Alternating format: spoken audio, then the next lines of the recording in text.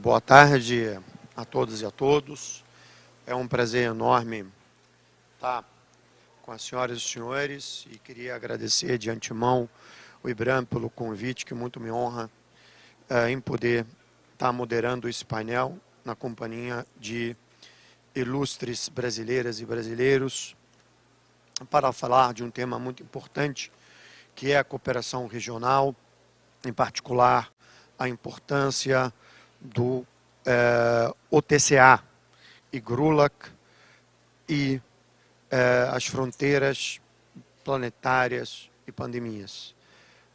Obviamente, o tema é muito amplo, muito grande, muito extenso, mas o objetivo é falar fundamentalmente da importância do OTCA, um tratado, um acordo de cooperação fundamental para o Estado brasileiro, mas também para a região como um todo.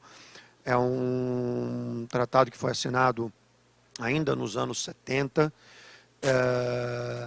e que, ao largo dos anos e das décadas, enfrentou diversos desafios esses que hoje procura-se materializá-los de forma efetiva. Nesse painel, antes de lançar o primeiro lote de perguntas, mas antes de entrar no tema propriamente dito, gostaria de apresentar aos senhores os nossos palestrantes. Começo pela Vanessa Graziotin, diretora executiva da OTCA, atualmente exercendo a função de secretária-geral interina da OTCA, diretora executiva da OTCA, e ex-senadora da República.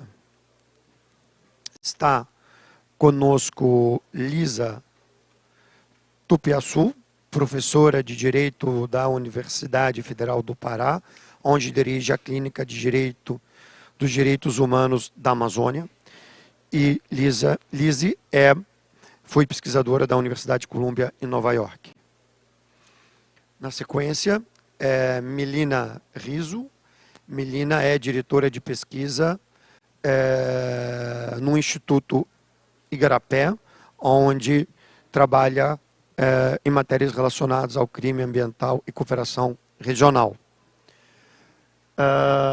Está conosco o general Santana Neto, chefe do Estado-Maior do Comando Militar do Norte.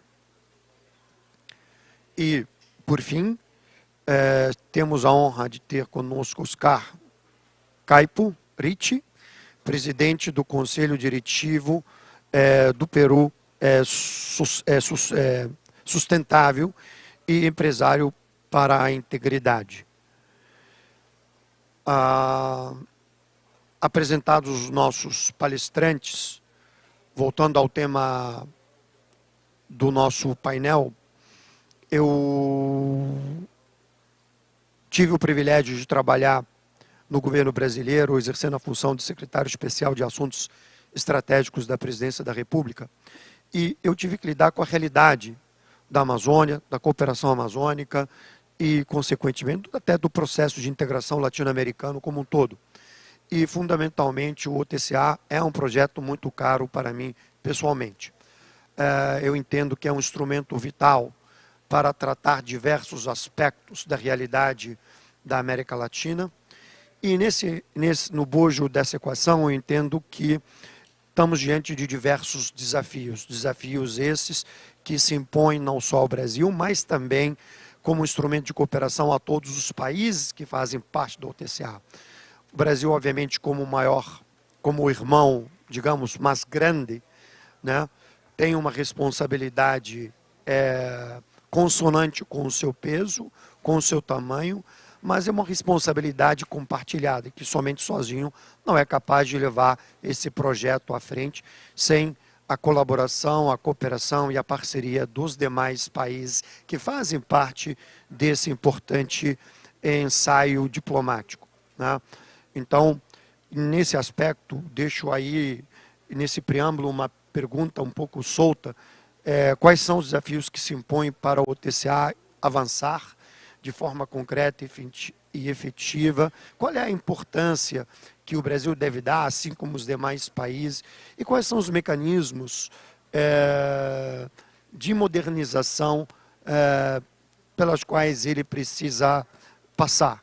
Como instrumento que emergiu nos anos 70, nós estamos aí no ano de 2024, quais, obviamente, todo instrumento de cooperação, ele requer passar por uma inovação, uma modernização. E aí deixo para os nossos palestrantes se debruçarem sobre a matéria. Cada um tem 5 minutos para responder, fazer a sua avaliação a partir de seu prisma pessoal, a partir do seu trabalho que desenvolve, a partir de sua ótica. Cada um tem a sua própria experiência com a matéria e a sua própria, digamos, abordagem crítica e analítica. Começo com a ex-senadora e diretora executiva do OTCA, Vanessa Graziotin. Muito obrigada, Hussein. Muito obrigada mesmo. Vejo que, não só pela função que ocupou no governo brasileiro, mas como catedrático professor de uma universidade importante, ter alguém que compreende a Amazônia, a necessidade da integração, para nós todos isso é fundamental. Quero cumprimentar meus colegas aqui de debate, Melina, Lisa, General, Santana, Oscar. Cumprimentar todos e dizer que agradecer desde já ao IBRAM por colocar na mesa esse debate da integração, esse debate da cooperação regional. Lamentavelmente, esse não é um tema que esteja muito presente, nem no debate e muito menos no conhecimento das sociedades, não só do Brasil, mas de outros países, não é? Então, nós precisamos mostrar às pessoas que a gente tem uma realidade única, uma realidade específica que requer também saídas únicas e específicas. Nesse aspecto, como disse já Hussein, na década de 70, em 1978, numa conjuntura bem diferente dessa, mas numa conjuntura onde o mundo começava a se preocupar com os impactos que o desenvolvimento pós-revolução industrial vinha causando no meio ambiente, foi exatamente nesse período, na década de 70, os países amazônicos se reuniram e decidiram assinar um tratado, que é o Tratado de Cooperação Amazônica, portanto, vem desde 1978.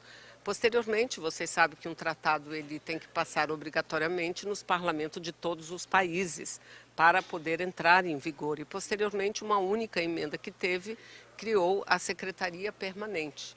A Secretaria Permanente, a organização do tratado e sua Secretaria Permanente. E desde lá até aqui, a OTCA vem caminhando, eu diria, dando saltos, andando para frente e um pouco para trás, um pouco para frente e um pouco para trás. Até que, eu vou pular assim bastante, um período longo, porque o nosso tempo é pouco, aqui, até que ano passado, exatamente aqui nessa cidade, exatamente aqui nesse local, aqui no hangar, aconteceu em 2023, em agosto de 2023, a primeira cúpula, a primeira não, foi a quarta cúpula da Amazônia.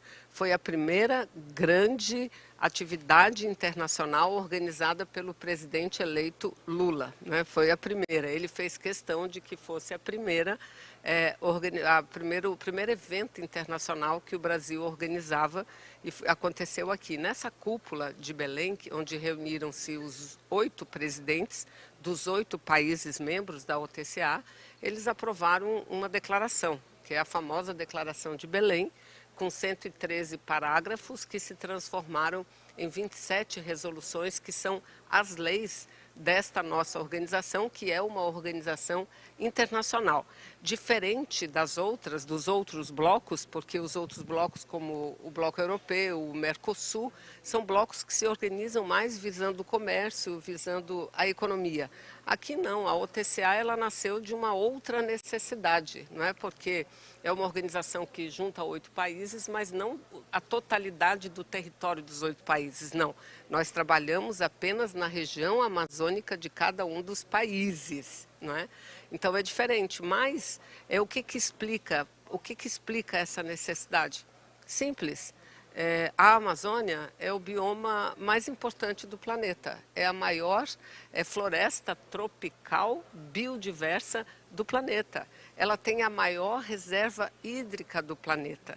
E mais do que isso, ela tem uma multiculturalidade impressionante, não é? São mais de 300 populações indígenas, línguas indígenas, e são culturas que a gente não apenas tem o dever de preservar, mas utilizar os conhecimentos ancestrais e agregar esses conhecimentos ao desenvolvimento científico, né? Então, nessa cúpula de Belém, e depois os ministros de Relações Exteriores, que é a instância máxima, decidiram que a organização do Tratado de Cooperação Amazônico tinha que trabalhar em todas as frentes. E nós estamos aqui mais para falar sobre essa questão de segurança, porque a segurança hoje é uma questão central para a Amazônia, porque, infelizmente, a gente vive num mundo de muita insegurança, não é?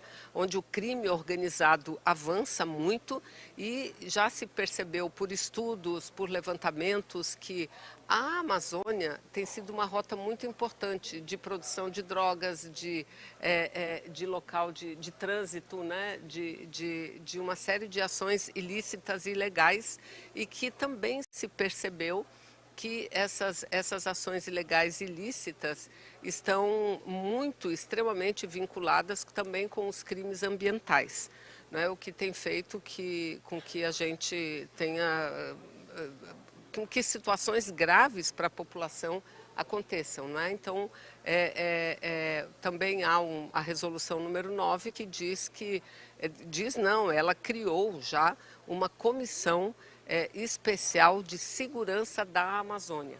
Essa comissão especial não está para ser criada, ela já foi criada, é uma comissão composta por alto nível de todos os países, ou seja, ministros de segurança pública, no nosso caso, caso do Brasil, ministro de defesa, no caso da Colômbia, ministro de segurança pública, no caso de outros países, não é? Então, criou essa comissão, que em breve deverá se reunir, creio que até o início do ano que vem, bem antes da COP, né? Essa comissão deverá se reunir, e o próprio presidente Lula anunciou durante o evento, a cúpula dos presidentes, a cúpula da Amazônia, ano passado, que como forma de colaborar, né, na busca de uma ação integrada em prol da segurança da região, iria criar um centro de inteligência e operacional para ser utilizado pelos 8 países. Esse centro efetivamente já está sendo instalado e olha que coisa boa. Ele está sendo instalado em Manaus, em breve nós teremos a inauguração dele e de fato contará com a presença dos 8 países, não é? O que é muito importante, porque o crime organizado e a falta de segurança, ela não ocorre de forma isolada em um país ou em outro país, não. Ela ocorre de forma integrada, eles são extremamente organizados, são organizações criminosas que quando sofrem ações repressivas, eles saem rapidamente da ação ilegal, da ação ilegal de droga e vão para o garimpo, vão para a ação ilegal da extração de minério de ouro. Aí há um problema ali, eles vão para o tráfico de armas, então eles circulam, e se a gente for ver, essas ações, elas são extremamente caras. Não é? Ações criminosas caras que contêm um equipamento muito grande. Então, ao TCA é isso, a gente está buscando, nós temos dentro das nossas resoluções a atribuição de criar rede, por exemplo, de autoridades de água para buscar uma gestão compartilhada da bacia amazônica, que isso é muito importante. O Brasil não tem como fazer a gestão da bacia amazônica só, sem dialogar com o Peru, sem dialogar com Bolívia, sem dialogar com outros países. A mesma coisa, a criação de uma rede de manejo integrado do fogo. A gente acaba de presenciar um número exagerado de queimadas, e na maior parte delas criminosas, e também a região tem sofrido muito os reflexos das mudanças climáticas. Agora, formalmente, está saindo aquilo que a gente já sabia. Nós vivemos 2004, o ano mais quente da história da história, um ano mais quente. E isso a gente que vive aqui na região, a gente sentiu e a gente vê como esse nosso bioma, como esse sistema é vulnerável. Então, eu acho que o maior desafio é a gente envolver efetivamente os governos, buscar o apoio internacional para que a gente tenha ações mais integradas em toda a região, que sem dúvida nenhuma serão muito mais eficientes. Obrigada. Muito obrigado, senadora Vanessa Graziotin. Passo a palavra ao general Santana Neto. Boa tarde, Hussein. Boa tarde aos nossos colegas aqui de painel. Doutora Vanessa Graziotin, nossa antiga senadora e atual diretora executiva da UTCA. Lízia, nossa professora pró-reitora, né, da Universidade Federal do Pará. A Melina, nossa diretora do Instituto Igarapé. Oscar, nosso companheiro. Hussein, na verdade, eu gostaria de iniciar minha fala trazendo uma visão, uma perspectiva muito ampla, genérica, tendo em vista o nosso tempo. A gente vai fazer um sobrevoo daquilo que é a percepção do Exército acerca desse tema que fala do multilateralismo, né? Então, quando a gente está num painel em que eventualmente a gente vai trazer visões, percepções, eu acho que o que a gente pode contribuir é com as capacidades, a gente entender as instituições que colaboram com aquela solução, para entender quais são as capacidades que nós podemos agregar para construir solução. Eu acho que quando se fala no ambiente multilateral, eu acho que a palavra de ordem ali é a questão de a gente entender o consenso. Como nós podemos, diante de um objetivo comum, integrar capacidades a fim de que efetivamente nós tenhamos soluções que produzam o efeito desejado naquilo que se pretende causar de mudança, particularmente aqui no ambiente amazônico. A gente fala de muitas iniciativas que, por vezes, elas não são operacionalizadas. O Exército na Amazônia, né, e ele vem, a ocupação no Exército da Amazônia, hoje nós somos mais de 32 mil homens na Amazônia. Nós estamos mobiliando toda a fronteira com pelotões especiais de fronteira, temos mais de 70 organizações militares, e isso é um potencial. Quando se fala no combate à criminalidade, nós temos essa vertente de segurança, mas também atuamos na vertente de defesa. Então, assim, se nós pudéssemos hoje, em termos de Amazônia, temos uma política institucional, uma política estratégica do que o país deseja, para o desenvolvimento da Amazônia num sentido mais global, tanto quanto segurança, defesa, infraestrutura, desenvolvimento regional, exploração das potencialidades. A gente tem que lembrar, né, que hoje grande parte dos crimes que permeiam a Amazônia são decorrentes da questão geológica, ou seja, dos minerais, da riqueza, da biodiversidade que existe na Amazônia. E quando a gente fala das riquezas minerais, a geologia ela não escolhe fronteira.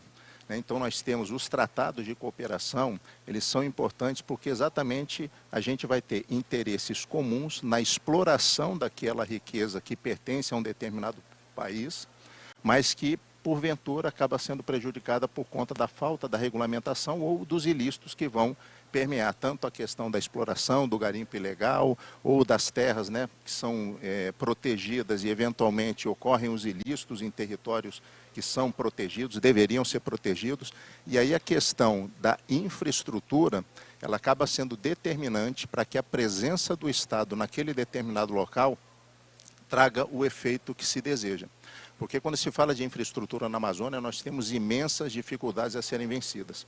Porque sem infraestrutura, dificilmente você vai conseguir levar desenvolvimento, sem infraestrutura, dificilmente vai se conseguir levar a exploração econômica e fixar riqueza naquele local. O que a gente vai fazer é aquele trabalho da formiguinha, achar um garimpo ilegal, achar uma exploração ilegal de madeira, combate ali, mas eles vão se desviar para outras rotas, e a falta da presença do Estado em locais que são determinantes acaba sendo o foco, que é o problema que, inclusive, transfronteiriço ou transnacional, é o problema comum. Então, a gente tem que procurar estreitar essas parcerias, como a Vanessa disse, né, que já estão, e esse Conselho Especial de Segurança sendo criado para que, efetivamente, nós encaminhemos soluções ou proposituras que efetivem o combate. Porque no Brasil, quando a gente fala, e é importante a gente entender, existe um sistema integrado de monitoramento de fronteira, que por vezes, pela falta do recurso de uma política específica para se efetivar todas as fases desse sistema, ele se torna defasado. Então, se a gente for observar hoje, a gente tem 9 fases, né, dentro de um programa estratégico, 9 fases de ativação. A gente não chegou ainda na 9ª, mas a primeira já está desatualizada. E aí essa questão das tecnologias disruptivas, para que a gente efetivamente traga soluções no que tange a segurança e defesa, ela fica prejudicada. Porque se nós não tivermos um aporte específico de recurso para efetivar aquilo que contempla um plano estratégico nacional para desenvolvimento da Amazônia, a gente não vai ter efetividade nas soluções. Então, eu acho que, para não ultrapassar o meu tempo, eu acho que o Exército ele é uma excelente ferramenta colocada à disposição do Estado brasileiro, das instituições, das organizações, dos tratados multilaterais, para que efetivamente a gente traga para a solução, para a região, não só a segurança, a defesa, mas também a questão do desenvolvimento regional, que eu acho que isso é primordial como um programa de país, para que efetivamente nós possamos assumir esse protagonismo dentro do hemisfério em que a gente pertence. Eu acho que é isso. Perfeito. Seguiremos com a Melina. Por favor, Melina. Vamos lá, obrigada, Hussein. Quero cumprimentar meus colegas aqui de painel, Vanessa, Lise, General e Oscar. Agradecer ao IBRAM pelo convite e acho que todo mundo já falou colocar esse tema tão relevante quando a gente vai pensar a Amazônia. Deixa eu contar um pouco desde onde a gente está vindo, né? No Instituto Igarapé, a gente é um think and do tank, está olhando para alguns temas e quando a gente começa a olhar para uma dimensão de segurança climática, vindo de uma discussão internacional sobre os impactos das mudanças climáticas na segurança, e aí segurança internacional, migração, crise alimentar, base militar, conflitos, etc., a gente começa a olhar para o que está acontecendo na nossa região e entende tem uma dimensão que o mundo não está discutindo muito, que são os impactos da insegurança num processo de aceleração das mudanças climáticas. E isso olhando muito para a bacia amazônica, o que a gente está olhando aqui. Considerando que o desmatamento na bacia amazônica, na sua grande maioria, é ilegal, a gente tem uma questão aqui de rule of law, de aplicação da lei, efetivamente, para entender isso. E aí a gente começa, então, a trabalhar, entender o que está acontecendo no terreno e quais são os conceitos que a gente precisa trabalhar e por que é tão importante a gente trabalhar numa dimensão regional. Eu costumo dizer que a gente pensa o mundo a partir das instituições, mas elas não dão conta da realidade que a gente vê na Amazônia, porque a Amazônia não respeita o processo ou o funcionamento da Amazônia, ela não consegue entender que tem fronteira. Eu sempre brinco, como é que a gente vai dizer para o pirarucu, que está cruzando ali a fronteira, que de um lado da fronteira é um período de defeso e do outro lado não é. A gente não tem como avisar o pirarucu que ao cruzar essa fronteira realmente as regras mudam. E a gente vive uma região que ela funciona a partir das bacias hidrográficas, a partir das bacias geológicas, e isso não reconhece fronteira. Seja do ponto de vista dos países, como é que a gente se divide, da soberania, etc., seja, no caso do Brasil, do ponto de vista dos próprios estados. A gente não consegue entender efetivamente o que está acontecendo, por exemplo, no sul do Amazonas, qual é a ligação que isso tem com Manaus. É muito distante, é muito mais conectado pela bacia a Rondônia, Porto Velho, pelo Rio Madeira, do que efetivamente a gente pensar uma lógica que a gente olha institucional, mas esse não é o funcionamento do lugar. Eu sempre uso o exemplo daqueles brinquedos de criança, né, que a gente tenta colocar um triângulo no círculo, não cabe. Então a gente precisa repensar o sistema de governança, etc.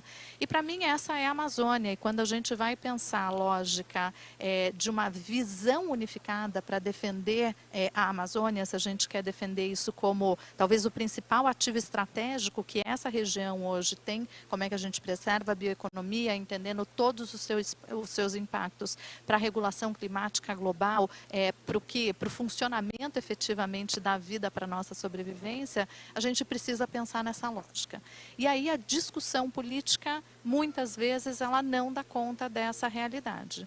Portanto, a cooperação regional, uma visão de multilateralismo, primeiro, para a gente conseguir entender uma visão regional de Amazônia. A gente ainda não conseguiu consolidar isso na região e eu acho que, nesse sentido, a OTCA tem um papel muito relevante de coordenar isso e a gente conseguir efetivamente, como região, ter uma visão integral e unificada, ou se não igual, mas compartilhada de Amazônia, para que todos os países comecem a mirar a mesma direção. O segundo momento é entender o impacto que a gente tem visto do ponto de vista, a gente olha pela lente da segurança. A gente tem hoje um problema na Amazônia, quando a gente olha a bacia inteira, do que a gente vem chamando, a gente precisa de um olhar de uma segurança multidimensional para a Amazônia. Porque o tipo de crime, de problema que acontece no território, ele é absolutamente múltiplo. Eu tenho desde os crimes convencionais e tradicionais, a gente tem visto a expansão, por exemplo, das facções vinculadas ao tráfico de drogas, conectando os países produtores aos países consumidores, isso passando por dentro da Amazônia brasileira, o que aumenta a violência, por um lado, mas, por um outro lado, a gente também tem uma conexão e um avanço das economias ilícitas que afetam os crimes ambientais. E muitas vezes os crimes ambientais são crimes, até agora, historicamente, eu acho que isso tem mudado, e eu fico feliz que tenha mudado, o crime ambiental sempre foi considerado um crime de quinta categoria. É um crime sem vítima, é um crime que a gente não está olhando efetivamente o que tem acontecido. E isso traz consequências muito graves, porque o impacto ambiental que os crimes ambientais trazem nessa conexão exponencial, ele é muito significativo e isso não está colocado dentro do elemento da atenção. Agora, para lidar com isso, a gente precisa envolver muito mais atores. Ele não é uma lógica clássica da gente lidar apenas com o sistema de segurança pública e justiça criminal tradicional, porque a gente tem limitação, por exemplo, do ponto de vista de efetivo policial ou de operação que acontece dentro de um território amazônico com as suas dimensões. Mais do que isso, no crime ambiental, depois que o crime aconteceu, eu já derrubei a árvore, eu já queimei, eu já poluí o rio. E isso tem um impacto muito significativo. Então, a gente precisa traduzir isso e trazer o elemento muito para a perspectiva de prevenção, como é que a gente faz isso, e para trabalhar a prevenção nestas economias que têm pressionado desmatamento, poluição na Amazônia, isso requer, sem dúvida nenhuma, a participação da iniciativa privada, porque na essência a gente não está falando de condutas ou economias que são proibidas por natureza. Ela depende de uma regulação do que cada país entende como o que é permitido em relação à nossa conexão com o meio ambiente. Então, lidar com a lógica dos crimes ambientais, ele significa que começa na regulação e na regra do que a gente permite, quais são as condições, etc., quais são as compensações necessárias, e a gente tem visto que a falta de controle dessas economias abre uma oportunidade para que outros grupos criminosos que exploram outros mercados entrem e adentrem dentro dessa perspectiva, o que traz uma complexidade enorme, porque a gente não vai conseguir superar os problemas da Amazônia achando que a gente vai fazer operação policial ou presença do Exército, etc., dado as próprias dimensões, volume de recurso, necessidade de presença, etc. Então, a gente precisa ser, nesse sentido, muito mais criativo e pensar em novos arranjos de governança para compartilhamento de recurso. A gente não vai conseguir lidar com o que a gente tem visto de fenômeno no território se a gente continuar usando o recurso, cada um tem o seu, e eu vou reproduzir isso por cada governo ou, eventualmente, por cada país. Não existe recurso suficiente para a gente fazer isso. Então, acho que a OTCA tem um papel muito relevante em pensar essa harmonização legislativa, porque facilita o processo, fazendo, por exemplo, pesquisa de campo na fronteira. As pessoas falam, por exemplo, fiscalização ambiental. Eu apreendo uma carga ilegal de pirarucu. O problema é que é ilegal do lado do Brasil, do Peru não, porque o período de defeso é diferente. Então as pessoas falam, não, mas eu pesquei no Peru, eu não pesquei no Brasil. E aí, como é que você lida com essa falta de harmonização quando a gente precisa lidar com as dinâmicas que têm acontecido efetivamente no território. Então, pensar que o funcionamento da Amazônia, ele é um funcionamento de bacias, ele é um lugar onde não encontra fronteiras, onde o tamanho e o volume de investimento que a gente precisa para lidar com os problemas, ele é de outra ordem, a OTCA entra como uma oportunidade da gente pensar novos mecanismos de governança. As fronteiras, por exemplo, conversando do lado, por exemplo, com o exército do lado colombiano, ele não consegue fazer fiscalização numa parte ali da fronteira do rio Puretê, por exemplo, ele não tem acesso via Letícia, que é a cidade mais perto que eles têm da fronteira. Eles precisam entrar no território brasileiro. Se você não tem um acordo para entrar e para fiscalizar o território brasileiro, não vai acontecer. A mesma coisa, quando o Brasil decide fazer uma operação, por exemplo, de intrusão da terra Yanomami, a gente entende quais são as consequências. Imediatamente isso migra para a Guiana. Então, precisamos ter uma visão regional, um acordo, né, uma coordenação regional para que efetivamente a gente faça frente aos desafios que estão colocados. Então, obrigado, é isso. Melina. Muito bem. Passo a palavra ao Oscar. Boa tarde. Em primeiro lugar, é uma honra estar aqui compartilhar o painel com cada um de vocês. Muito obrigado pelo convite ao IBRAM e aos CBDs, Marina Grossi, que fez a ponte para um empresário de Peru poder participar deste evento tão importante. E essa é a motivação. Vocês já perceberam que eu falo portunhol. Canal 10. É um assunto muito importante. Eu gostaria de falar um pouco dos desafios e do problema do Peru e convidar vocês a pensar comparativamente à realidade do Brasil. O primeiro problema é um problema de desenvolvimento humano. Os níveis de desenvolvimento humano da Amazônia, das regiões da Amazônia de Peru, são insosteníveis. Temos o maior território, 60% do território de Peru, 12% da população, 5% do PIB. E isso implica que na saúde temos o menor número de médicos por 10.000 habitantes, 7, 8 por 10.000 habitantes, quando em Lima, na capital, temos 50. E não temos conectividade, então é impossível. Você se enferma na Amazônia e tem um grande problema. Temos um problema de serviços básicos, não tem água de qualidade. 78% da população que vive na Amazônia não tem acesso a água de qualidade. 98% na selva rural. Terrível, porque a água de qualidade é básico para viver. E a região amazônica tem 90% do recurso hídrico do Peru. E o Peru é o 8º país com maior recurso hídrico do mundo. É uma contradição. Somos ricos, mas o recurso não chega. E logo temos anemia infantil, que é uma consequência dos dois primeiros. Níveis de anemia infantil entre 6 e 36 meses de idade das crianças, de 60% na Amazônia. É insostenível.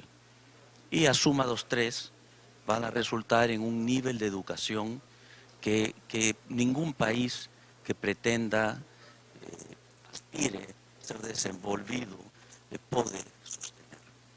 1% dos estudiantes de Loreto, a principal região da Amazônia, tem resultados satisfatórios de cada 100. Do Peru, estamos falando de 10, e a melhor cidade é 20%. Então, é uma situação urgente, desde o ponto de vista de desenvolvimento. E o Peru tem recursos. Um país que tem crescido, não é um problema de recursos, é um problema de como logramos fechar essas brechas que começam com conectividade, como bem falou o Geral. Outro problema é que no território, e todos estamos falando disso nos últimos 2 dias, temos atividade ilegal, narcotráfico, tala e agora a mineria ilegal que tem incrementado sua atividade enormemente com os preços do ouro internacional nos últimos anos. Y el problema es que están desmatando, están poluyendo, están devastando, ¿no?, o medio ambiente. Es terrible o que están haciendo, vocês têm visto a fotos satelitales, es terrível. É um avanço muito importante. E além disso, a criminalidade organizada controla o território. Não temos presença do Estado. No Perú, na Triple Frontera, está sendo controlada basicamente por uma facção dissidente das Farc e pelo Comando Vermelho e o PCC. Então, e não tem presença do Estado. Então, não falamos toque de queda, eu acho que é recolhimento, que a gente não pode circular depois às 6 da tarde. A gente de Unicef, que vai colocar as vacinas às crianças nas comunidades que estão alejadas e tem que fazer pelos rios, tem que parar e tem que ser escoltada, porque é outro país dentro de um país, e isso tem que virar. Então, o problema é muito grande. A razão de estar aqui, e novamente agradecemos muito, é que venimos, como falou Hussein, venimos a procurar trabalhar junto com o irmão maior, com Big Brother, não? Porque precisamos, é um problema muito maior que Peru, é um problema muito maior que Brasil. A Amazônia não só é da população, das comunidades indígenas da Amazônia, não só é de Peru, não só é de Brasil, a Amazônia é do mundo. E temos que juntar esforços para poder colocar o tema na agenda. E que melhor com a COP30 aqui em Belém o próximo ano, para trabalhar juntos uma agenda que já veníamos conversando no almoço com Melina, para poder colocar uma agenda que permita elevar, não, a urgência da atenção necessária para a Amazônia ao mundo. Porque vamos a precisar muitos recursos para lograr o desenvolvimento necessário, não, o desenvolvimento alternativo para poder combatir efectivamente a criminalidade. E essa é a razão por la que estamos aqui, assim que novamente muito agradecido. Muito obrigado, Oscar. Antes de passar para a Lise, eu queria só fazer um pequeno ajuste numa colocação que eu julgo ser importante na tua fala, que a Amazônia é para o mundo. Eu acho que a Amazônia pertence aos países sul-americanos. A cada país sul-americano, a Amazônia brasileira é do Brasil, a Amazônia peruana é do Peru, a Amazônia colombiana é da Colômbia, da propriedade, da soberania nacional de cada um dos países. Claro, nosso esforço coletivo, ele pode contribuir para o mundo. Senão, poderá haver uma compreensão de que ela é a propriedade do mundo e não é do mundo, né? Senão daqui a pouco os franceses acham que é deles, os americanos, os chineses, e por aí vai. A Amazônia brasileira pertence ao Brasil. Só isso, Lise. Muito obrigada, Hussein. Queria começar manifestando a minha grande alegria genuína de estar aqui nesse painel, rodeada de pessoas que eu admirei muito as colocações. Saúdo o nosso moderador, o Hussein, Vanessa, nossa secretária executiva, ou diretora executiva da UTCA, Melina, General e Oscar, nos trazendo aí essa ampla visão. E eu tenho aqui um pouco a missão de colocar a visão da academia.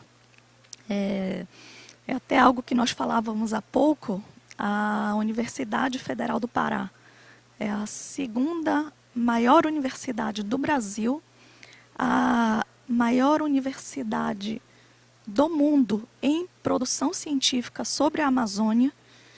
E a gente tem um papel e uma responsabilidade muito importante de dialogar e também buscar articular junto com a OTCA e com as várias outras organizações esse que é o tema central desse painel, que é a cooperação e, mais do que isso, essa necessidade de integração em prol desse nosso patrimônio comum, como o Hussein acabou de falar, comum dos países amazônicos, né?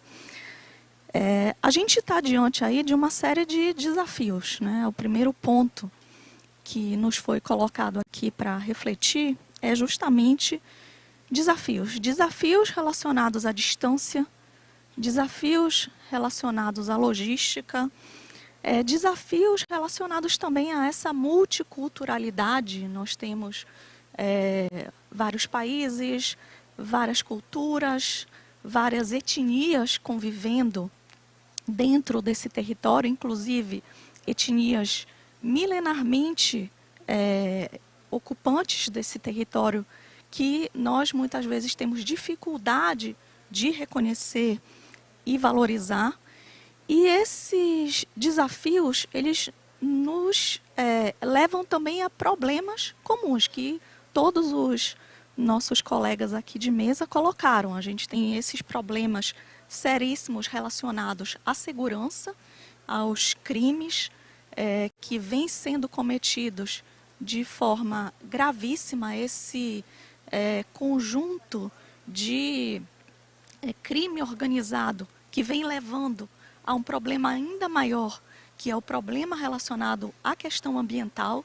E por conta do tratamento que se vê da questão ambiental, por exemplo, se a gente pensar aqui no Brasil, se você comparar as penas para crimes ambientais, elas são infinitamente inferiores a outros tipos, né, de crimes que são realizados. E a forma de lidar com esses crimes é também muito diferente diante da dificuldade que se tem em termos de logística, em termos de estratégia dentro da Amazônia. Mas mais grave do que isso, ou tão grave do que isso, é a situação que isso leva às comunidades amazônicas. Como o Oscar acabou de mencionar, colocando a situação da Amazônia peruana, a gente tem aqui também na Amazônia brasileira, e isso é algo em comum dos vários países, situação de pobreza extrema. Aqui no Brasil, a gente tem, por exemplo, na Ilha do Marajó, os piores IDHs do país. Então, esses desafios e esses problemas em comum, eles são de conhecimento de todos nós. E o que a gente precisa fazer? O que a gente tem aí diante disso? A gente precisa girar, mudar a nossa visão. Por quê? Porque os amazônidas, eles acabam estando de costas uns para os outros. A gente tem muito mais facilidade de ter interlocução, por exemplo, com a Europa, com os Estados Unidos,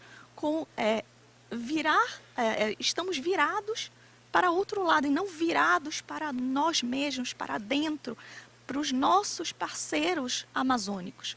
Um grande exemplo para você chegar num país como Peru, Colômbia, daqui de Belém do Pará, você tem que viajar para São Paulo para chegar, por exemplo, em um país aqui da própria Amazônia caribenha, eu tenho que viajar para Miami. Então, a gente tem pouca ligação entre nós.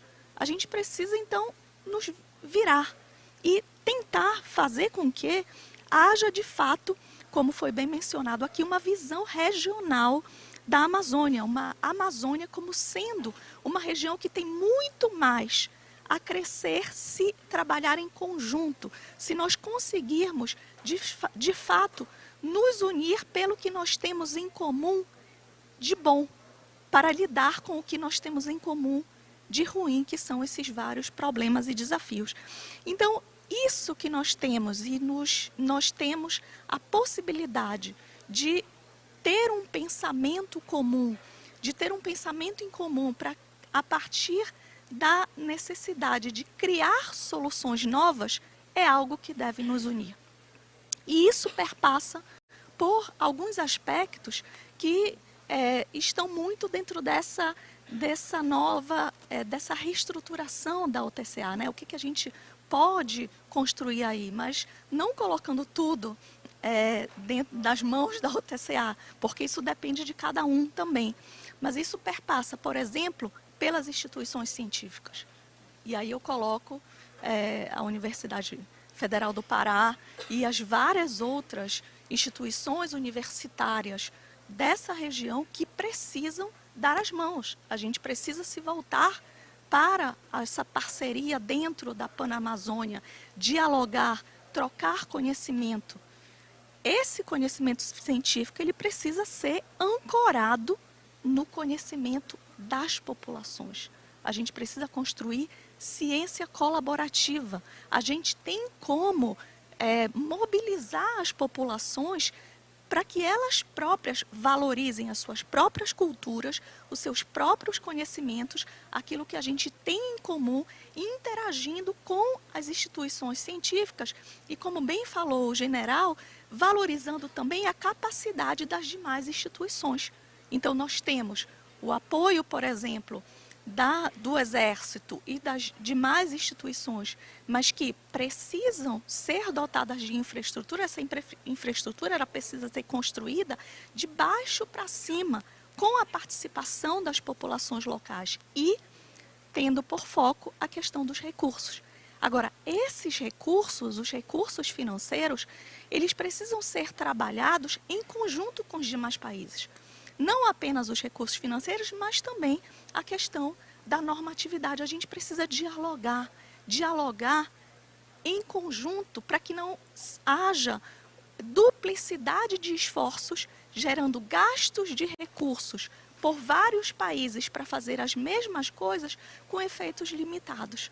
Então, desculpem que eu já falei demais, passei demais do meu tempo, perdoe nosso querido moderador, mas a questão é que as soluções elas precisam ser construídas de baixo para cima e com uma maior criatividade se nós nos virarmos para a Panamazônia a partir do que nós temos em comum, tendo a participação ativa das populações locais. Obrigada. Obrigado, Lise. Obrigado a todos pela exposição. Mas aqui eu prospectei diversas informações muito interessantes e vocês, na verdade, fazem um diagnóstico, em certo sentido, similar em alguns aspectos. Sobretudo naquilo que diz respeito aos desafios. Vocês todos indicam que, comumente, que um dos desafios é o crime organizado, a sua expansão, o controle transfronteiriço que ele faz e como isso mina, em certo sentido, a capacidade do Estado. Primeira coisa. Segundo, é a prática do crime ambiental. A prática do crime ambiental, a falta de regulação e como isso também acaba permeando a capacidade do Estado, como isso acaba também levando a não só a degradação, mas também, como o general colocou das suas falas, a ausência de regulação impede também que se gere riqueza a partir de uma exploração sustentável que possa gerar desenvolvimento econômico. Outro problema apontado aqui em todas as falas é a ausência de infraestrutura. Sem infraestrutura é impossível de desenvolver qualquer política pública. A ausência do Estado, quer dizer, isso foi identificado em todas as falas. De forma direta ou indireta, aparentemente, o Estado não está presente, né? O Estado peca em diversos aspectos em toda a região. E a Melina trouxe alguns aspectos muito interessantes, em que a gente tem uma moldura mental de pensar a Amazônia.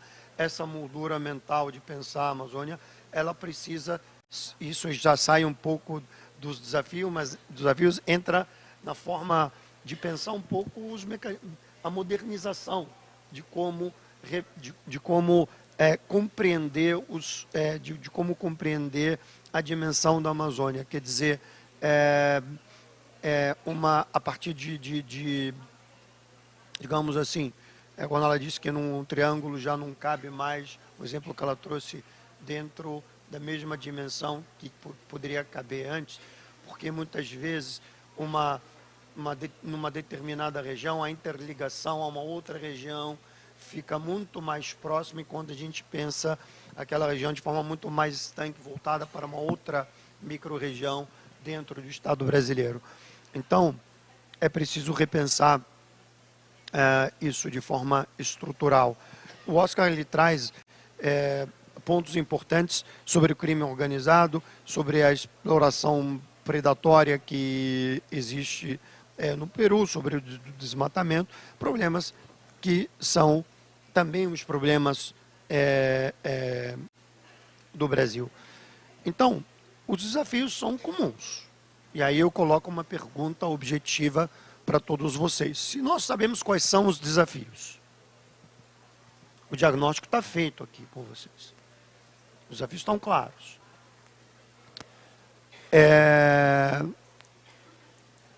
Aqui se falou pouco do que atualizar, o que modernizar, o que precisa ser feito diferente para fazer funcionar, então, uma cooperação efetiva. E eu vi, de forma muito tímida, talvez a Vanessa colocou de forma muito, não sei se pela função dela, ela não pode expor isso, mas diálogo para a cooperação internacional com outras instituições. Não sei se ela se referia à atração de investimentos. Então eu vi pouco se falar sobre, olha, precisamos de dinheiro para fazer isso andar. Resumidamente, em português, muito claro. Eu entendo, pela experiência que eu tive, toda e qualquer mudança, para a gente falar de infraestrutura, para integrar as cadeias produtivas da região, é preciso de investimento, público e privado. Não adianta não trazer investimento, não haver investimento público qualitativo e investimento privado. E a Melina colocou isso muito bem. É preciso atrair investimento privado. O problema é que não existe regulação. E quando você tem um marco regulatório real para isso, você não vai, ninguém do setor privado vai pegar e colocar recursos aqui. Isso é muito simples. E é preciso ter uma cooperação civil e militar. Sem uma cooperação civil e militar, também não vai funcionar. E sem investimento público e privado, também não vai funcionar. Então, é preciso fechar esse quarteto de forma muito mais orgânica. Fica a pergunta, é preciso de recurso? Como? O recurso é a pedra angular para esse projeto avançar ou não? Ou é parcial? Ou é estrutural? Fica aberto aqui para quem quiser responder. Eu acho que eu posso começar, porque esse é o centro do debate. Eu acho que, de uma forma ou de outra, todos falamos aqui. E veja, então, acho que, em primeiro lugar, a gente fazer um resumo. Por que a Amazônia é importante?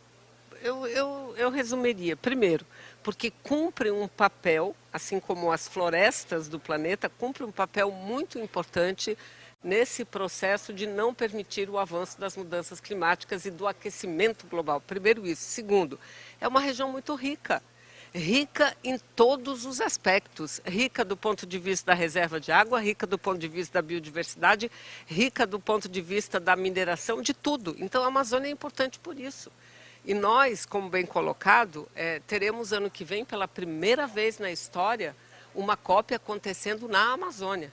E eu fico muito triste quando eu vi e vejo ainda muitas críticas Brasil afora dizendo que Belém, o Pará, não tem condições de receber, que teria que ir para o Centro-Oeste. Não, gente.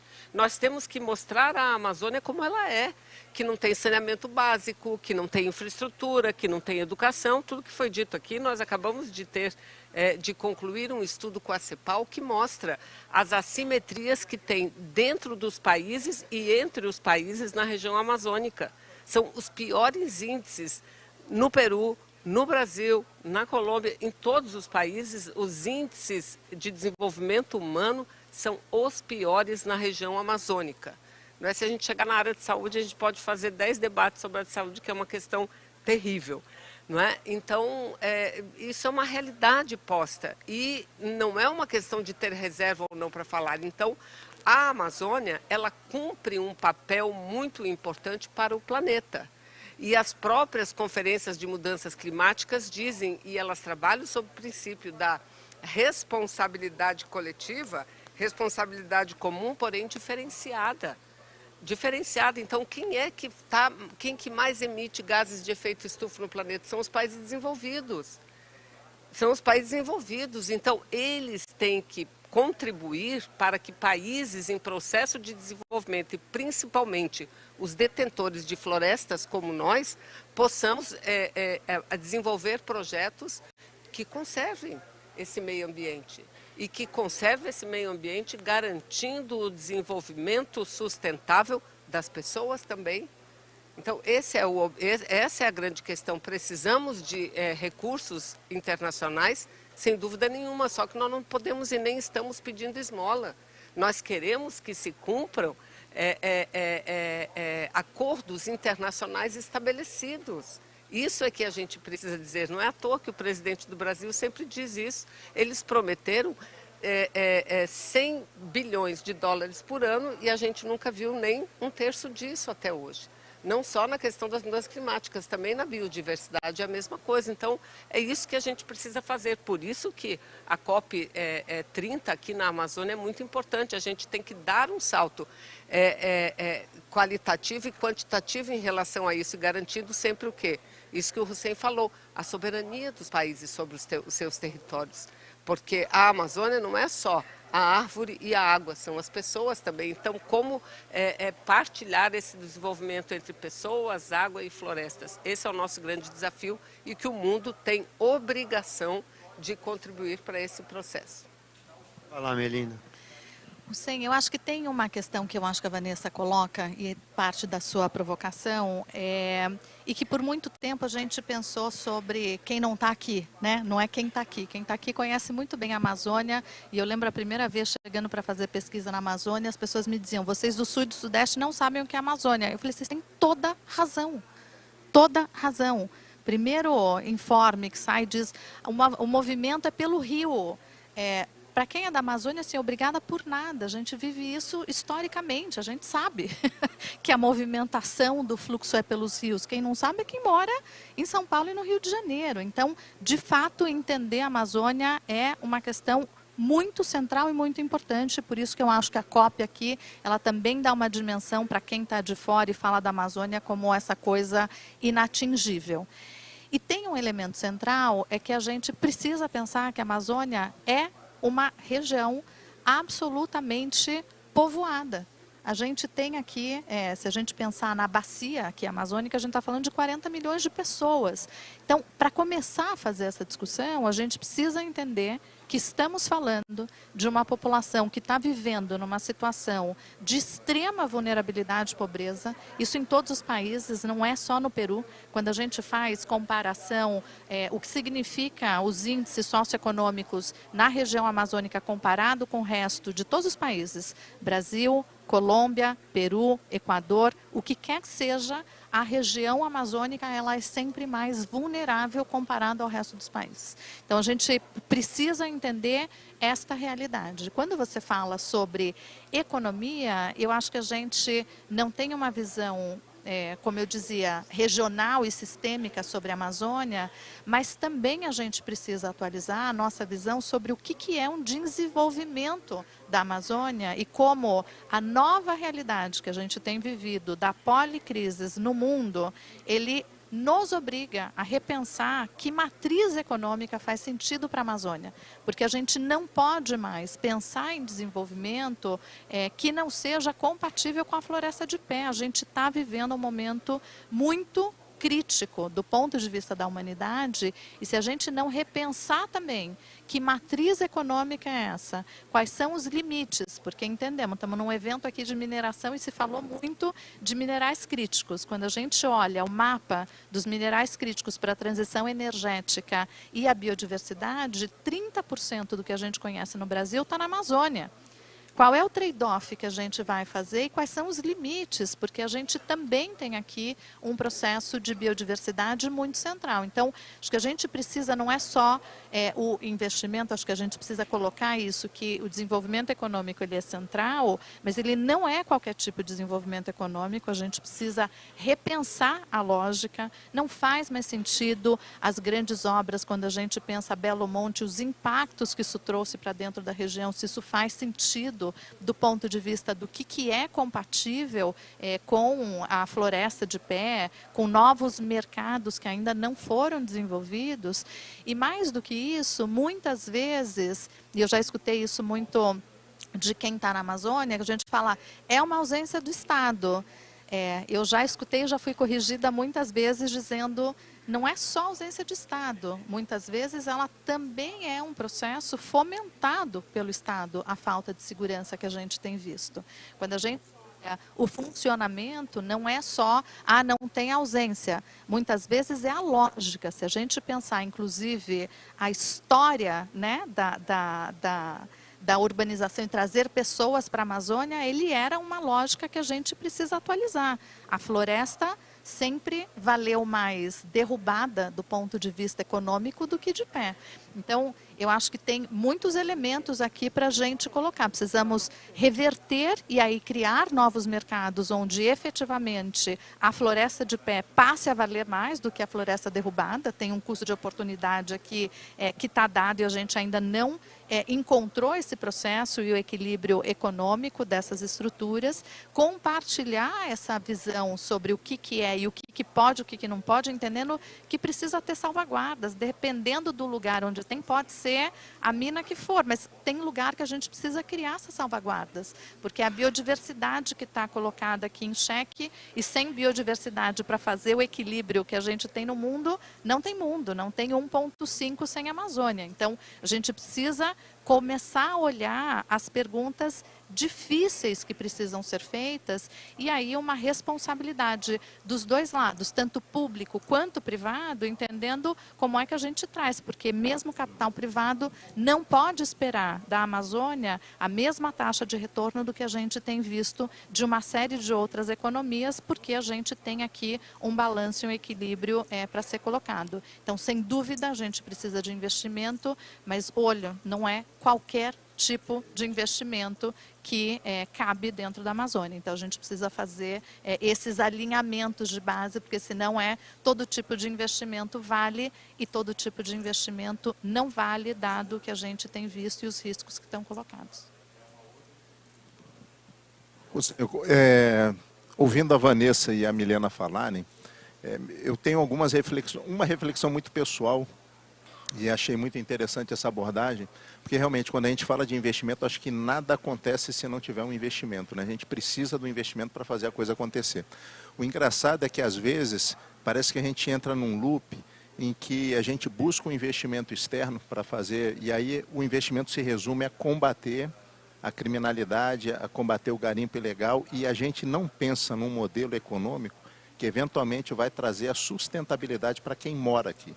Porque se combater o garimpo ilegal, se combater a grilagem, se combater qualquer forma predatória de exploração dos recursos econômicos, efetivamente não significa que você vai trazer melhoria do IDH, melhoria de infraestrutura para quem vive da floresta.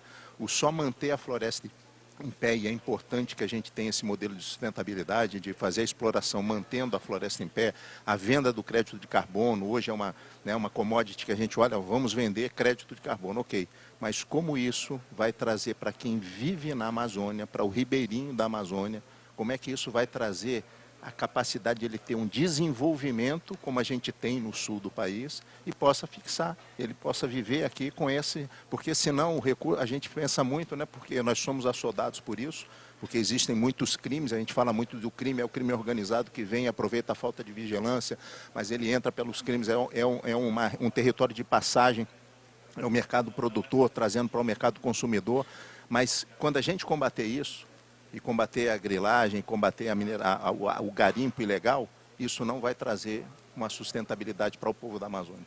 O que se tem que pensar exatamente é como transformar a infraestrutura regional, nesse modelo de sustentabilidade regional, essa visão sobre a perspectiva regional, para que efetivamente a gente consiga adequar a sustentabilidade, a floresta em pé e o desenvolvimento para quem mora aqui. Porque eu acredito que quem mora aqui, o amazônida, ele quer o mesmo desenvolvimento de quem mora no sul. Então, assim, só que o apelo de ter a floresta em pé para ele aqui acaba sendo que uma sentença de morte, porque ele tem que manter a floresta em pé, mas ele não quer ficar vivendo como ribeirinho na beira do rio sem ter uma infraestrutura em que ele possa ter uma água de qualidade, como o Oscar trouxe aqui para a gente. Não pode ter um país em que tem a maior bacia hidrográfica do planeta e as pessoas não terem uma água potável para poder beber. E, às vezes, só o combate aos ilícitos que acontecem na Amazônia não necessariamente trarão esse desenvolvimento. Por isso, eu acho que a OTCA ela é muito importante porque ela passa a ser um organismo central de problemas que são comuns por todos aqueles que têm uma Amazônia em seu território, em maior ou menor grau, mas para trazer uma solução que, para aquele que vive efetivamente na Amazônia, tenha um desenvolvimento equânime e equiparado àqueles que não vivem na Amazônia. Eu acho que essa é a questão, é trazer um tipo de investimento, como disse a Milena, não é qualquer tipo de investimento, é um investimento que efetivamente faça sentido para o modelo de desenvolvimento regional, aqui particularmente da nossa Amazônia. Sim, bom, para trazer investimento, nós precisamos vontade política. Sem vontade política séria, ¿no? Firme, es muy difícil. Y quizás no es casualidad a falta de presencia do Estado, como falou Melina, ¿no? Quizás algunos políticos, algunos gobernantes están dejando a Amazonía como está porque es parte de... Y tenemos que falar claro, ¿no? Entonces, es muy importante ainda o esforço que temos que fazer todos, o setor privado, sociedade civil, ¿no? O a força militar, para mudar essas vontades que podem ter sido influenciadas pelas economias ilegales, que é um dos grandes riesgos e desafios que temos neste momento. Então, é fundamental colocar o tema na agenda, escalar ao nível de importância que deve ter e temos que fazer ainda mais, muito mais, pela Amazônia todos, ¿no? A OTCA tem que fazer mais, ¿no? E o setor privado não conhecia da OTCA, ¿no? No setor privado temos que fazer muito mais também, envolviéndonos nestas conversas, deslindando, não habilitando as atividades ilegales, porque donde están operando as atividades ilegales es donde están comprando gasolina, petróleo, donde están comprando con logística, a maquinaria pesada, vendo sector privado, ¿no? Y seguramente algunos fechan un óleo, mas estamos habilitando, sabiendo o no sabiendo, as actividades ilegales. Eso tem que mudar. Nós temos que sacrificar seguramente algunos negocios, siendo cientes de que o que no podemos sacrificar é o futuro de nossos países, ¿no? E de nossas pessoas. Então, eu acho que o setor privado também tem que fazer ainda muito mais para que isto aconteça e temos que fazer um trabalho de cooperação. Eu me sinto realmente muito satisfeito de este viagem e deste encontro. Hemos tido oportunidade com Raúl de conversar mais cedo e fechar um acordo de vamos cooperar entre o sector privado de Brasil y de Perú, ¿no? O equivalente a IBRAM de Perú, o equivalente a CBDS, que es Perú Sostenible de Perú. Vamos a hacer un encuentro aquí no Brasil en janeiro, febrero y luego no Perú, y vamos a comenzar a coordinar también acciones concretas de cómo el sector privado puede movilizarse, cómo podemos cooperar todos juntos para vencer este flagelo y comenzar a ver as oportunidades, ¿no? A grandes oportunidades que significa Amazonía para nuestros países y también para el planeta. No es un asunto de soberanía, ¿no?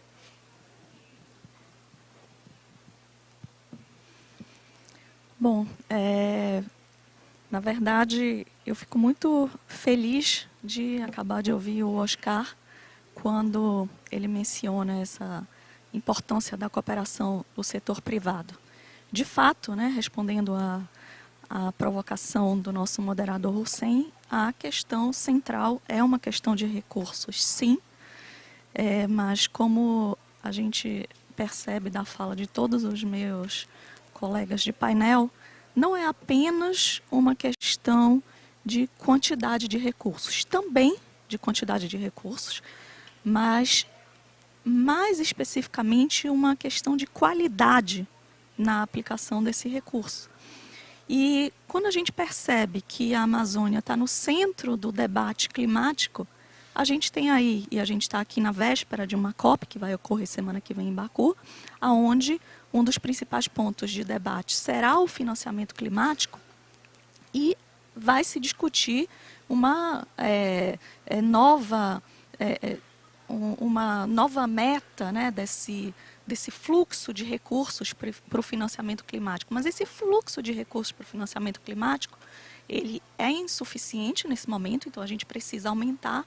Mas quando a gente analisa qualitativamente aonde ele vem sendo aplicado, parece que esse diálogo que nós estamos tendo aqui, esses desafios cujo diagnóstico ele nos é comum, ele parece invisível ao fluxo. Por exemplo, a gente não tem uma destinação de recursos que tome em consideração como ponto principal a mitigação, a adaptação relacionada ao uso da terra, à agropecuária, a questões que são caras ao problema da Amazônia. A gente tem um fluxo de financiamento que vai para transporte e transição energética, que ocupa quase que 80%, 90% do fluxo desse financiamento climático. São pontos importantes? De fato são. Mas são os pontos cruciais para a gente conseguir trabalhar o problema central da Amazônia? Não me parece que seja. Então, a gente precisa analisar qualitativamente a questão desse fluxo de financiamento. E isso perpassa por dois aspectos. Um aspecto é um aspecto relacionado à capacidade de captação daqueles que estão aqui na Amazônia. A capacidade de captação, ela tem a ver com muito com esse sistema que todas as instituições estão ligadas, então tanto o setor público quanto o setor privado, eles têm necessidade de lidar com normas de compliance, e você faz exigências que muitas vezes aquelas comunidades ou os coletivos, ou seja lá quem for que está na ponta aqui na Amazônia, não tem como cumprir. Então você não consegue fazer o recurso chegar na ponta aonde ele realmente precisa. E a gente tem um problema dentro desse sistema, é que isso gera uma dificuldade de uso otimizado desse recurso, porque quando você está decidindo como vai ser feita a aplicação do recurso lá em Wall Street ou em algum lugar com ar-condicionado no meio da Faria Lima, você às vezes tem uma certa dificuldade de perceber se aquilo está de fato sendo adequado àquela determinada necessidade ou aquele desafio que aquela solução pensada fora daquele contexto vai lhe dar, fazendo com que o recurso no final acabe se perdendo. Então a gente está com muitas boas intenções, a gente tem um fluxo aí, mas a gente precisa otimizar esse fluxo, a gente precisa flexibilizar muitas vezes as exigências, tendo em conta o público que a gente quer atingir, e a gente precisa fazer uma construção de baixo para cima para que, de fato, nós possamos ter uma efetividade dentro dessa sustentabilidade e melhoria da qualidade de vida para todos os amazônidas. Muito bom. A gente está chegando ao final do painel, mas cabe mais uma provocação da minha parte, antes da gente encerrar. Eu queria desacoplar a tese do financiamento climático que se comprometeu a dar ao Brasil, da questão central do nosso debate, que é o TCA. Embora eu veja alguma correlação, tá?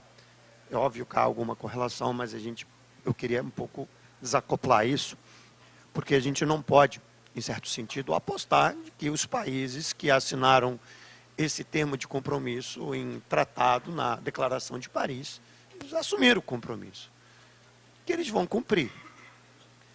E nada garante que eles cumpram. E o presidente Lula pode ir lá cobrar, pode ter a cópia aqui, eles reiterarem o compromisso e não cumprirem. E eu tenho as minhas dúvidas se eles vão cumprir, ou de que forma que eles vão cumprir, né? E nesse compasso, acho que nós não podemos colocar a reboque ao desenvolvimento de uma política climática para a Amazônia, a reboque desses investimentos, ou desse aporte que é forçoso que eles façam em função dos compromissos assumidos e pelas políticas que a gente se comprometeu a desenvolver em manter a floresta em pé, etc. Pois bem, aí isso nos obriga, em certo sentido, a manter a pressão, por um lado, dentro dos tabuleiros políticos internacionais, mas isso nos força também a ter políticas regionais e nacionais autônomas, vamos dizer assim. Nesse caso, levando em consideração de que nós não podemos contar ou esperar contar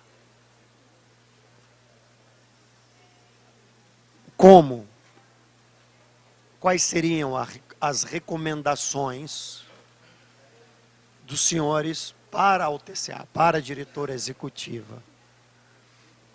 Quais são as preposições que vocês fariam para otimizar o trabalho da UTCA, do tratado? Eu entendo que a Melina colocou que é importante ter o aporte privado, mas não pode ser qualquer aporte. Estou plenamente de acordo com isso. Eu acho fundamental que o general colocou que muitas vezes esse investimento vem canalizado para segmentos, mas esquece-se do essencial no investimento, que são as pessoas e o desenvolvimento de políticas para essas pessoas, porque isso vem para garantir, na verdade, a manutenção de políticas que elas, na verdade, são extra-amazônicas, que vão para fora, na verdade. Não vem para gerar desenvolvimento intra-amazônico para as pessoas, para as localidades. E a Lise apontou para isso. É importante investimento, transição energética, é importante. Mas e as demais coisas? E aí a colocação, a provocação que eu faço, quais são as colocações que vocês dariam a Vanessa, para que a Vanessa pudesse levar ao futuro secretário-geral indicado pela Colômbia, na busca de políticas mais harmônicas, na implementação de algo que possa ser trazido para a COP30, aqui em Belém. Aí nós temos poucos minutos. Tem que ser mas bem... acho que sinteticamente, eu acho que a UTCA ela tem uma responsabilidade, um papel muito mais dessa articulação político-institucional, porque a gente tem um desafio mesmo das diversidades políticas na região, pensando cada um dos países, tem momento de alinhamento, momento de não alinhamento, etc., que eu acho que esse é um trabalho que cabe à UTCA. Um pouco trazendo à tona esse processo de como é que a gente garante do ponto de vista uma harmonização de regulação, segurança jurídica, etc. Acho que esse é um papel muito central da UTCA. E já é um tamanho de desafio conseguir vencer todas as diplomacias dos 8 países amazônicos para que a gente consiga essa perspectiva. Mas um lugar mesmo de provocação e dar esse guarda-chuva. Mas, de novo, para a cooperação regional, acho que como o Oscar disse, ele não depende exclusivamente da UTCA. Eu acho que tem muito espaço aqui para outras articulações, seja entre setor privado, entre sociedade civil, entre academia, tecnicamente entre as polícias. Acho que a UTCA tem um mandato aqui de garantir um arcabouço institucional importante, pensando que tem trabalho para todo mundo. Então, boa sorte, Vanessa, porque eu sei o tamanho do seu desafio. José, eu nessa provocação, na verdade o que eu entendo é que, como são problemas, identificar o problema comum é o ponto de partida para que efetivamente a OTCA se coloque como uma indutora de práticas que efetivamente atendam às necessidades pontuais dos países envolvidos nisso. Porque a gente tem pontos em comum, mas eu acho que a OTCA ela tem um papel de fomentar. É aquela questão, o marco regulatório que existe para fazer a exploração nos diversos segmentos, ele não pode ser inibidor da atividade econômica, ele tem que ser um indutor das atividades econômicas sustentáveis. É compatibilizar o desenvolvimento com a sustentabilidade, com a responsabilidade que se tem aqueles países que detêm a floresta, né, que se fala da questão climática, mas que essas questões que são regulatórias, elas entendam as peculiaridades regionais dos países que estão envolvidos nesse processo. Eu acho que esse é o grande desafio da UTCA, para que as coisas, as políticas que efetivamente sejam construídas para solucionar os problemas regionais, elas saiam do papel e se transformam em ações efetivas. Eu acho que é essa a ideia. E que a UTCA, dentro daquilo que a gente disse, né, da década de 70, ok, mas a gente tem que efetivamente construir soluções que se efetivem e transcendam os governos, né? São políticas dos estados envolvidos para que efetivamente esse seja um ponto comum, independente de quem efetivamente esteja num governo num determinado momento, que ele prossiga aquele objetivo nacional permanente, aquilo que ele sabe que vai proporcionar a mudança que o seu país precisa para que efetivamente ele garanta uma igualdade, garanta uma distribuição de renda, garanta prosperidade para todos aqueles que efetivamente residem naquela área que está sendo impactada. Eu acho que é isso. Eu adicionaria que trabalhar em um plano, ¿no? Concertar para que todos os países amazónicos trabalhem em planos, mas planos concretos de desenvolvimento, planos específicos, no planos a 30 años, sino necesidades básicas específicas, conectividade é chave. E envolver ao setor privado, ¿no? O setor privado donde tem possibilidade de retorno financiero, pode ser feito PPPs, asociaciones público-privadas, é um grande mecanismo. No Perú e recentemente na Colômbia tem adoptado obras por impuestos, ¿no? Na vez de pagar os impostos, pegamos ese dinero e facemos o proyecto, inclusive pode-se operar, ¿no? Algún proyecto pueden ser servicios por impostos. E donde não é rentável, tem inversión pública, tem G2G, gobierno a gobierno, se pueden hacer acuerdos con países que tienen un grande interés por el desenvolvimiento y la seguridad en la región, y Amazonía es importante para todos. Eu acho que o sector privado tem que estar presente como parte da solução. Bom, se eu puder somar sugestões, eu diria arregimentar aliados nas populações. E isso perpassa pela sensibilização, pela informação e pela educação. Quantas pessoas sabem a importância, por exemplo, da OTCA e conseguem entender a importância dessa integração? Então, a gente precisa fazer com que, voltando para o meu discurso inicial, a gente se olhe enquanto parceiros dentro da Panamazônia a partir das populações para que possam também fazer pressão política para essa melhor regionalização das normas ou do uso dos recursos e etc. Então, vamos partir da sensibilização das populações e, com isso, fazer com que nós tenhamos vários aliados a essa cooperação. Senadora Vanessa, a senhora tem o privilégio de ter a palavra final e encerrar. Então, eu agradeço muitíssimo. Eu acho que aqui a gente teve um complemento de questões postas que são, na realidade, os nossos grandes desafios. Eu acho que todo mundo seguiu aqui a mesma trilha, abordando de forma diferente os diferentes problemas. Eu só queria concluir dizendo o seguinte: nós somos uma organização internacional, multilateral oficial. E eu estou lá numa secretaria permanente dessa organização. Então, nós não fazemos nada além do que facilitar a decisão dos países. Porque quem toma as decisões é o Brasil enquanto governo, a Venezuela enquanto governo, Bolívia e daí para lá. Então, nós temos que favorecer. Em relação aos investimentos, nós estamos falando de países que têm muitas necessidades, uma grande demanda e poucos recursos para fazer frente a toda a demanda. O Brasil é o país mais rico de todos esses e olha as nossas dificuldades, não é como diz a ministra Marina.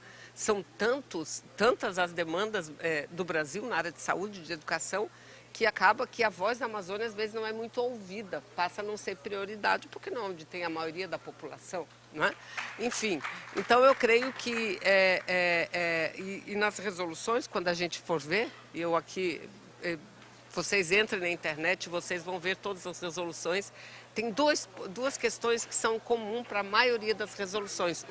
Criar grupos de trabalho, porque nós não damos conta. Então, os países têm que pegar os seus setores de segurança, de educação, de saúde, formar um grupo de trabalho e fazer os planos concretos e objetivos. Segundo, somos demandados para buscar financiamento internacional, uma vez que não há, e não há mesmo essa capacidade. Claro que nós temos que canalizar recursos, mas a realidade é que os países não dispõem desses recursos diante de tanta demanda que nós temos. Muito obrigada. Muito obrigado, Vanessa, Lise, Melina, General e Oscar. Foi um prazer moderar o painel de vocês e obrigado pelo aprendizado e espero que tenha sido útil para todos que nos acompanharam. Boa tarde a todos.